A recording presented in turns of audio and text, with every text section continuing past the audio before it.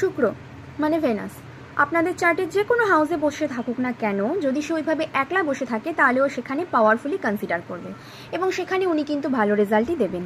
কারণ শুক্র যখন কোনোভাবে একা বসে থাকে তখন সেখানে কোনোভাবেই খারাপ রেজাল্ট উনি দেন না, যদি না সে ভার্গো সাইনে না বসে তো। কারণ ভার্গোতে শুক্র ডেভেলেটেড মানে নিচস্থ হয়ে যাচ্ছে। অর্থাৎ যদি ভেনাস আপনার চার্টে সানের সাথেও কনজাংশন করে তাহলে কিন্তু সে খারাপ রেজাল্টই দেবে। যেমন ধরুন কোনোভাবে সান আর ভেনাস একসাথে বসে আছে, আর সানের ডিগ্রি হয়ে গেল 15 আর ভেনাসের হয়ে গেল 17, তার মানে একদম কাছাকাছি, আর ভেনাস হয়ে গেল কম্বাস্ট বা দগ্ধ। আর দগ্ধ হয়ে যাচ্ছে মানে ভেনাস রিগার্ডিং যা যা জিনিসপত্র আমাদের লাইফে হতে পারে সেগুলো থেকে অবশ্যই প্রবলেম দেবে। যেমন বিউটি, রিলেশনশিপ, ডিজায়ার, এই সমস্ত কিছুতে তখন প্রবলেম চলে আসবে।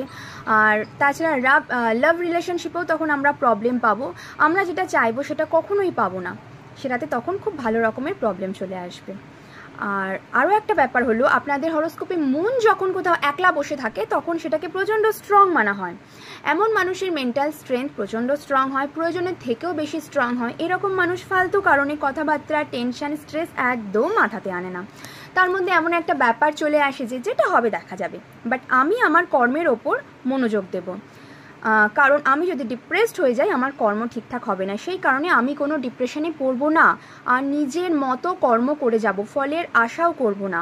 যা হবে দেখা যাবে, আমি পরে চিন্তা করব সেটা। তো এরকম মানুষ কখনোই ডিপ্রেশনের ভুক্তভোগী হবে না। যাদের মন হরোস্কোপে যে কোনোভাবে একা বসে থাকে না, এরা কখনো কোনো বিষয়, কোনো পাহাড় প্রমাণ কাজ ওদের চোখের সামনে দেখলেও আসলেও ওরা সেটার কোনো টেনশনই নেয় না যে আমাকে এতটা কাজ করতে হবে, এতটা কাজ কি করে করব। তাদের মাথায় শুধু একটাই চিন্তা আসে যে যেই মুহূর্তে যাই হয়ে মানে সেই মুহূর্তে যাই হয়ে যাক না কেন আমরা কাজটা করব, তারপরে দেখা যাবে কি হয়। এরা চ্যালেঞ্জও খুব ভালো রকমভাবে কিন্তু অ্যাকসেপ্ট করতে পারে এবং টেনশন ফ্রি ছাড়াই। কিন্তু আপনার মন যদি হরোস্কোপে রাহু বা কেতুর সাথে কনজাক্ট করে তো সেখানে প্রবলেম অবশ্যই দেবে। শুধু প্রবলেম নয়, প্রচণ্ড বেশি এবং অনেক রকমের প্রবলেম দেবে।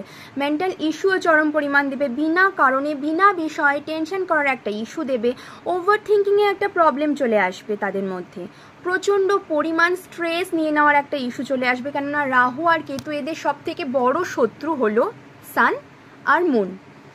আর যদি মুনের সাথে রাহু বা কেতু কেউ যদি প্রেজেন্ট থাকে যে কোনো হাউসে, মেন্টাল ডিপ্রেশনের একটা ইস্যু অবশ্যই থাকবে until the age of 35, because Rahu and Ketu আর অ্যাসোসিয়েট দ্য এক্লিপস মানে গ্রহণ।